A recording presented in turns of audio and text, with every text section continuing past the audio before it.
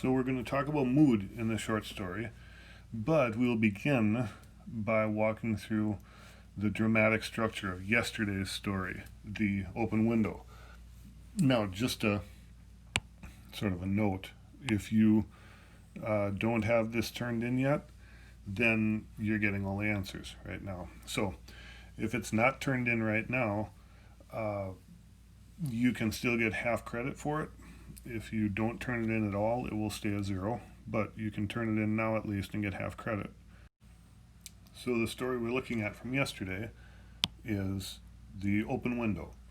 And in the exposition, we meet Frampton, who is trying to find a calm place to stay in the country because he's nervous, he has anxiety. Okay, and the conflict really is he's trying to figure out if this is a good place for him to stay, if he's going to avoid stress staying in Sappleton's house. Okay, that's what the main conflict really is. Now the rising action is Frampton hearing about this tragedy that Vera talks about, and Sappleton acting strange because well, as far as Frampton knows, she's being she's waiting for someone who's dead, right? Her behavior is odd. It's not the kind of thing that a stressful person is going to feel comfortable around. That's the action rising. The tension is building.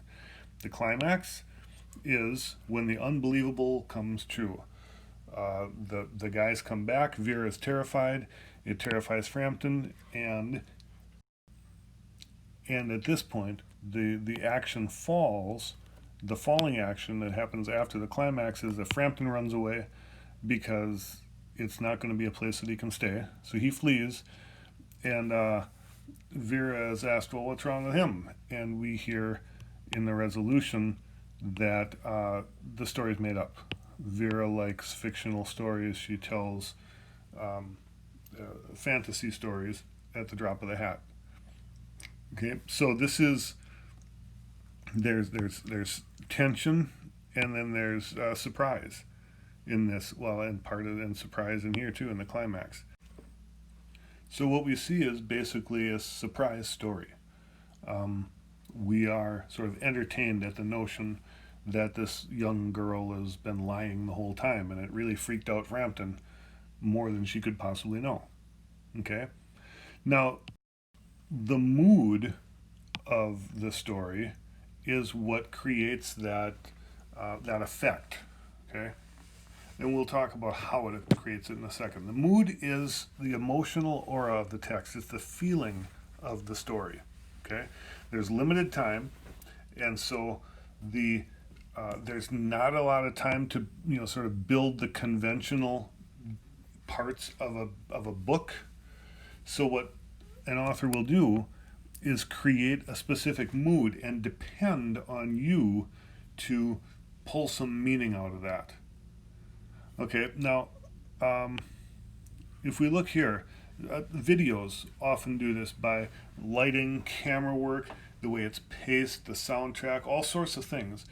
In a printed story, it has to be created by words. So since the author is using this method, this very economical method, they're depending on you to help them out. Okay, it's like this. The author is manipulating your emotions, creating a mood. And they're using as little as they can to create this mood because they don't have a lot of room for anything else. They are depending on your human experience to be able to interpret what's going on, at least in part. So if there's something mysterious or surprising, they set you up to be surprised or to wonder about things. Okay? They're devising a way to produce an emotion, and then they're depending on you figuring some of that stuff out. Okay? The characters, the setting, the plot. Since we're human beings and we tell stories to our friends in order to communicate how we felt about something or something that happened to us, the author depends on us being able to receive that as well. And this is actually why sometimes cross-cultural stories, something that may have been translated from some other society, is sometimes hard to understand, because some of the things that the writer assumes, some of the readers don't get. Okay? In our case, the furthest away our stories are coming from is actually England and Canada, which are, granted, foreign and alien places, but they're also fairly similar, fairly understandable for us as readers. So, let's look at 3 common moods that are created by authors. I've already mentioned them, really. They all 3 come up in the story we read already. Mystery, surprise, and suspense. Okay, if a short story is going to be, I don't want to say gimmicky, but it's going to be there. A short story author is using easily understood, sort of quick, active devices to produce a mood. And mystery is really good for that, because we can wonder what's going on in a situation and why it's that way. That's something that an author can easily produce in us, is that curiosity. Surprise, it goes without saying. An author can do something completely unpredictable, and, well, we couldn't predict it, right? It's the opposite of what's suspected, of what is anticipated. And that twist is often the climax, not all the time, but often. Okay? And suspense is the same type of thing. The author can create a situation that makes the reader anxious, and they want to figure out what's wrong. They want it to be resolved. It's like, this can't go on. We have to figure out what's wrong, or not in the sense of a mystery necessarily, but we have to get this. This can't keep going this way. Something has to relieve the tension. And this is actually what happens in the next story we're going to look at.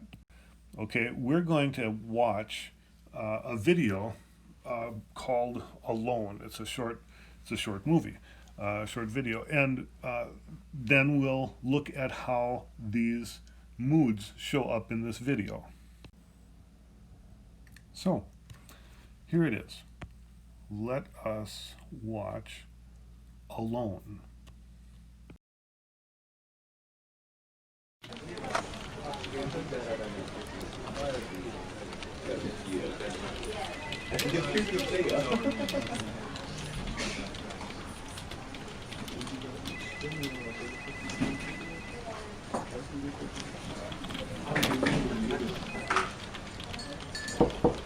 Come in.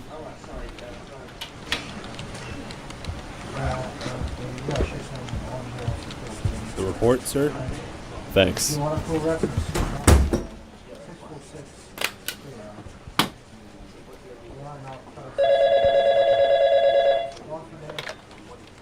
Hello? Everyone's dying. They're just dropping. I just don't... You need to come home. Baby, please.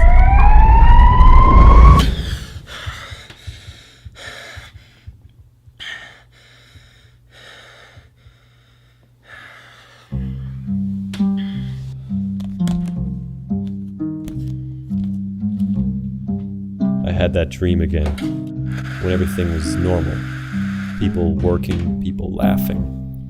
Years ago when it all seemed, well, before it all went to hell.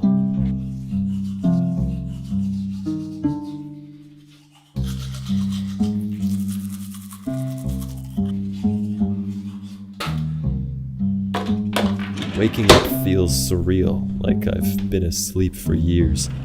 But I know it only feels that way because every day is the same.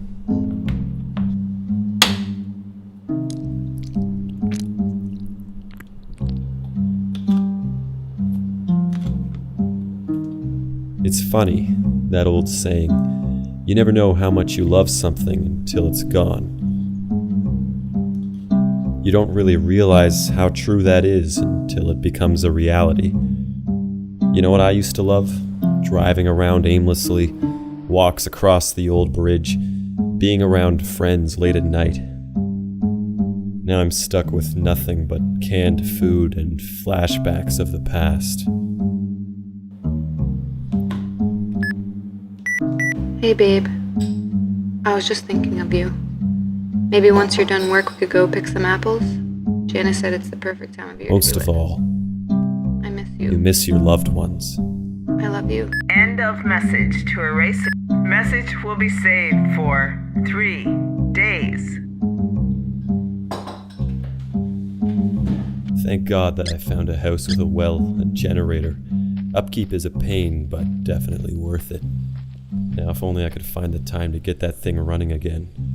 Definitely speed up collecting food and supplies. It's also a lot easier on the feet.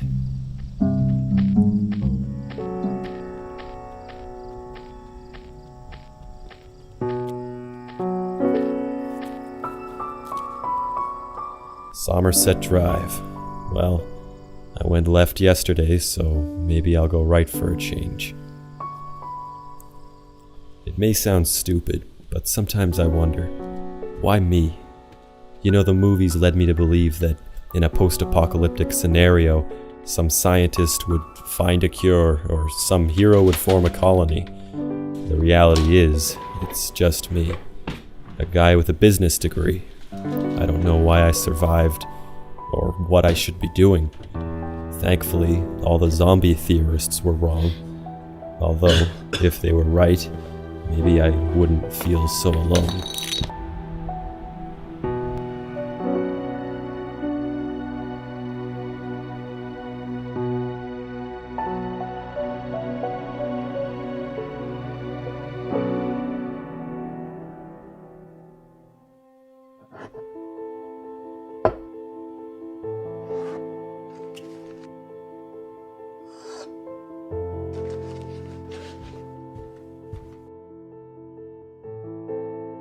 I haven't spoken to another human being in years.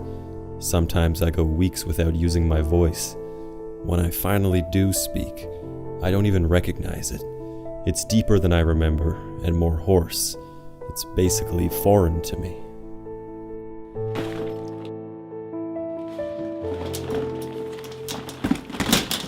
A survival kit, you know.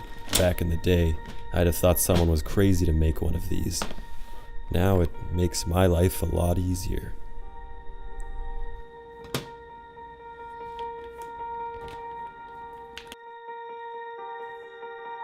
Money. The only thing that's good for now is starting fires.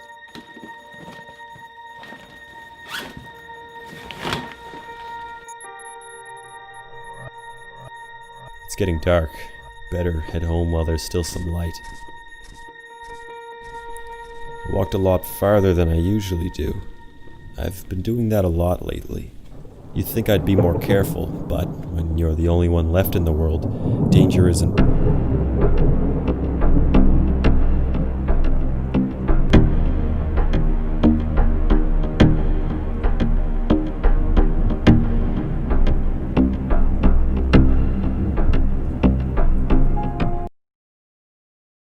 Now, if I might be so bold, it seems like if you don't notice where the surprise is, you were out changing the oil or something. Okay? Clearly, we have surprise happening right at the end of this movie, right? Well, let's consider this. We have, we watched the movie, it says, the exposition, there was even surprise in the exposition. You know, as he was working the office, and then we get the call, and we realize he wakes up from a dream, and it's like, oh, you know, there's surprise initially, and then it's this is tension, this suspense. Something's got to happen. It can't just be that he's gonna stay alone now because it doesn't feel right. There's suspense. That's the feeling of suspense. And he's got this long monologue where he describes his loneliness and how life is meaningless now.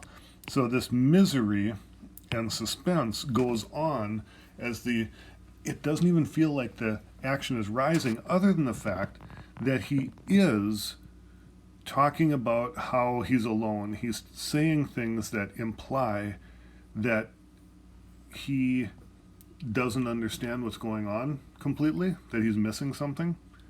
And once we've seen it once, we realize, we go back and we listen to what he's saying, and it sounds like he's talking about seeing somebody again, right? He wishes he could see someone, he misses people, and he says, you know, when you're alone, it doesn't seem like, and then he's not alone. Surprise.